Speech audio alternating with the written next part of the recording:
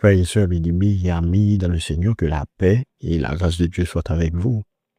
Nous bénissons le Seigneur qui a accordé un privilège dans le moment ça, nous sommes capables ensemble avec vous et pour nous servir de porte-parole. Et pour lui, c'est toujours une grâce, c'est toujours un privilège à chaque fois que nous rajoutons nous-mêmes tout. Nous sommes capables de parler de la part de Dieu.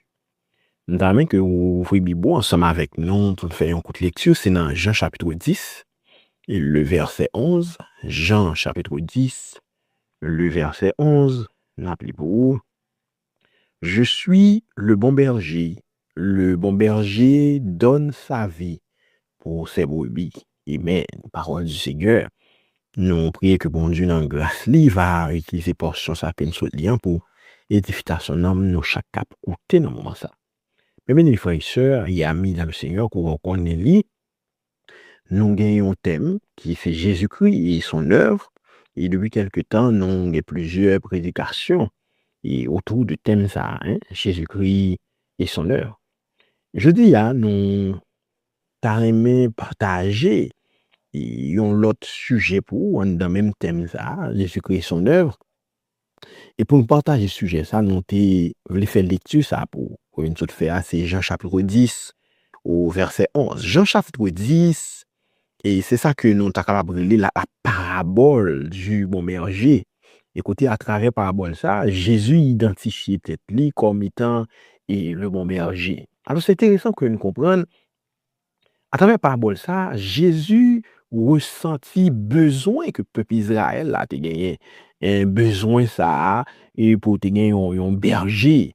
Et contrairement avec ça, et chefs juifs qui étaient placés pour être les bergers du peuple, des soi-disant, des prétendus chefs religieux, et qui t'a doué à prendre soin du peuple là, et sur le plan spirituel, et qui étaient faillis avec mission. Jésus t'a ressenti ce besoin que le peuple juif, le peuple israélien, a pour gagner un vrai berger. Pas pour gagner ici à travers le texte ça, et Jean chapitre 10, et Jésus parle dit, je suis et le bon berger. Et c'est ça qui fait justement sujet message, non. Pour je dire, c'est Jésus. Jésus, le bon berger. Alors, ça qui fait parabole, ça est beaucoup plus parlant, beaucoup plus intéressant, c'est parce que peuple Israël là, li habitué en pile avec, capable de dire analogie ça. Et plusieurs prophètes déjà dans l'Ancien Testament et qu'on utilisait image ça, image un berger avec ou qui prend soin de brebis, vous parlez de comment l'Éternel prend soin du peuple. Et nous sommes capables de citer à titre d'exemple et un prophète tant que Ézéchiel, nous sommes capables de citer un autre prophète tant que Zacharie, Ézéchiel chapitre 34, Zacharie chapitre 11, ou après que prophète ça, et bien d'autres encore, qu'on utilise même analogie ça. Et que Jésus, il va le reprendre là, dans le texte ça, pour nous présenter lui comme le vrai berger, le bon berger. Et à travers message, justement, nous regardons quelques raisons qui fait que Jésus présente lui comme bon berger. Qui c'est qui fait Jésus, effectivement, c'est le bon berger? Pour les bagages que nous pouvons identifier, même les frères et sœurs, ou même qu'à écouter à travers le texte, qui fait nous Jésus est le bon berger, et c'est parce que Jésus, c'est un berger qui appelle ses brebis, un berger qui appelle ses brebis. Et dans la phrase ça que nous dit là, gagner deux mots que nous avons même mettez attention sur. D'abord, c'est verbe appeler, on dit un berger qui appelle ses brebis. N'a dit que verbe appeler, il sorti dans le mot grec qui c'est kaleo. Et kaleo, c'est appeler à haute voix. Si vous voulez, kaleo, c'est nommer, c'est nommer. Il dit appeler à haute voix, relayer et brebis. Et deuxième expression, tu dois attirer attention, c'est ses propres brebis. Alors, il y a une version qui parle de ses propres brebis, il y a l'autre version qui dit c'est les brebis qui lui appartiennent, si vous voulez. Mais dans la Bible et grecque là, dans la version grecque là, mot parle, là, c'est le mot idios. Et idios, il veut dire à part, et à l'écart. Et c'est ça qu'il faut traduction française là, dans certaines Bibles, pour apprendre les brebis qui lui appartiennent. Ça veut dire Jésus, mes bien-aimés, et c'est là la leçon intéressante que nous sommes capables de tirer de ça. Jésus connaît brebis. C'est un berger qui appelle ses brebis. Jésus connaît moun parle, moun qui pour lui. Ça va programmer ici dans Jean chapitre 10, au verset 14, on va dire, je connais mes brebis et elles me connaissent. Jésus connaît les brebis. Ça qui pour lui. Et ça, c'est un message pour nous-mêmes qui est très important, qui est fondamental.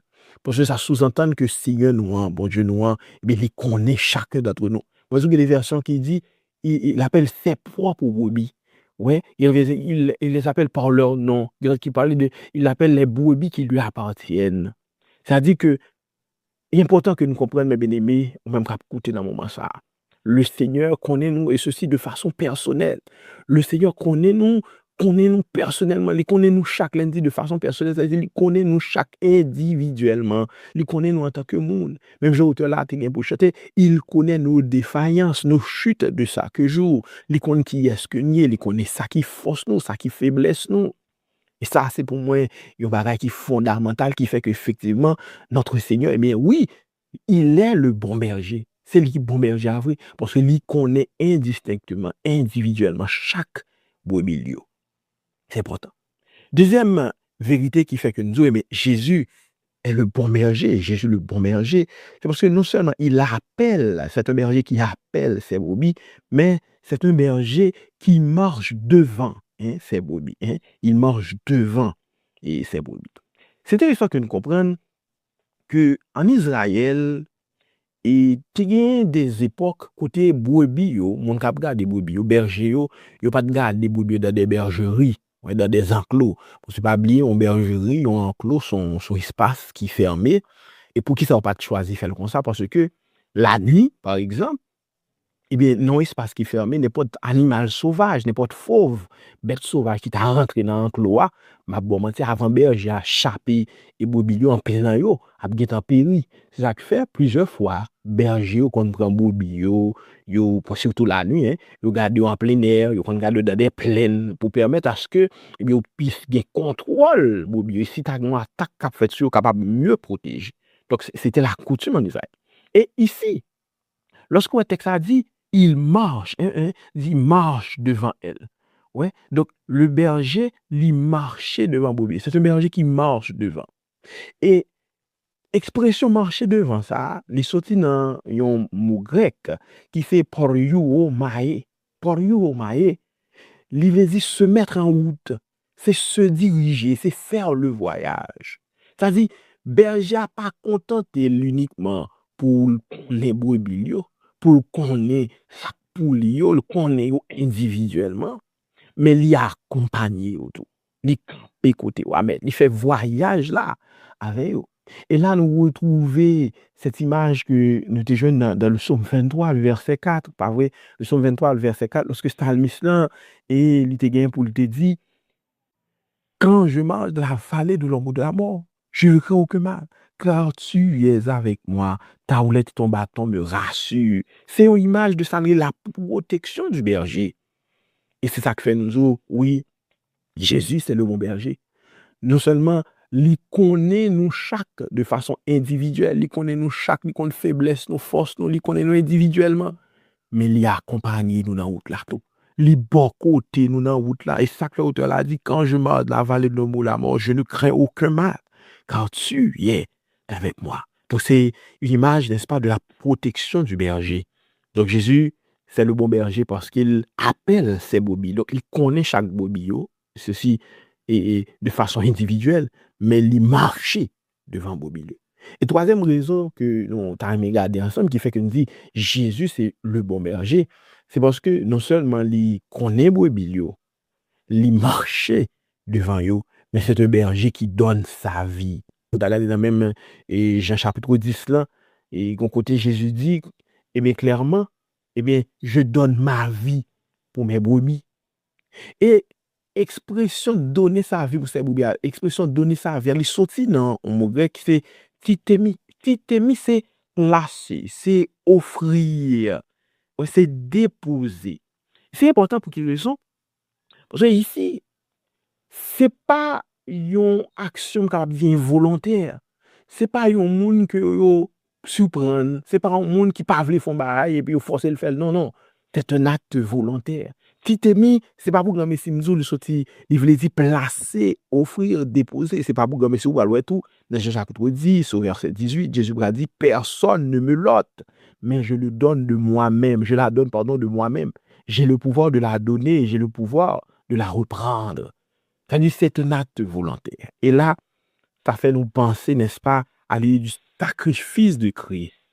Et ça fait nous parler, n'est-ce pas, parler ça comme troisième raison qui fait nous Jésus-Christ, c'est le bon berger. Parce que c'est un berger non seulement qui est prêt pour relayer brebis, il connaît chaque brebis et ceci de façon individuelle. C'est un berger qui, pas seulement connaît brebis qui l'a gagné, non, mais qui a marché avec eux, la protection, hein, assurer la protection, mais c'est un berger aussi qui se sacrifie pour ses brebis. Donc, on dit le berger qui donne sa vie, et sacrifice ça, Christ te fait pour nous, n'est-ce pas, à la croix. Et c'était un sacrifice volontaire. C'est pas ton sacrifice forcé. Et c'est important que nous comprenions ça. C'est pas ton sacrifice forcé que Christ est venu faire à la croix. C'est pas parce que il n'a pas gagné le choix. Non, non. C'est un acte volontaire. Christ est venu mourir pour nous à la croix. Il était venu pour le bail ville pour nous. Parce que c'est ça. Wall. Bon berger. Et c'est pour toute raison ça qui fait matin à travers les messages nous-mêmes qui a écouté, nous devons regarder ensemble. Et pour qui ça nous capable de dire que Jésus, c'est le bon berger.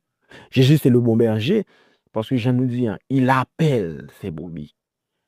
Appeler ses brebis, c'est parce qu'il connaît, et ceci nous dit, il connaît de façon individuelle. Jésus, c'est le bon berger parce que non seulement il appelle ses brebis, mais il marche devant ses brebis. Ça veut dire qu'il est accompagné, n'est-ce pas? Les conduits, le traverser avec des ensemble. Et Jésus, c'est le bon berger parce que non seulement il les appelle, non seulement il marche devant ses brebis, mais il donne sa vie pour ses brebis. Il est prêt à se sacrifier pour ses brebis. J'espère, mes bien-aimés, à travers le message ça ou même qui t'a coûté, eh bien, ou comprendre pour qui ça nous a réellement. Mais Jésus-Christ, c'est le bon berger. Et l'esprit qu'à travers parole ça, et bien, moi, ensemble avec vous, nous va puiser réconfort pour nous connaître Jésus-Christ, nous, Seigneur, nous, et bien, c'est réellement le bon berger. Berger ça qui connaît nous, berger ça qui protège nous, qui prend soin de nous, et berger ça qui est prêt pour sacrifier ville pour nous. Que le Seigneur bénisse.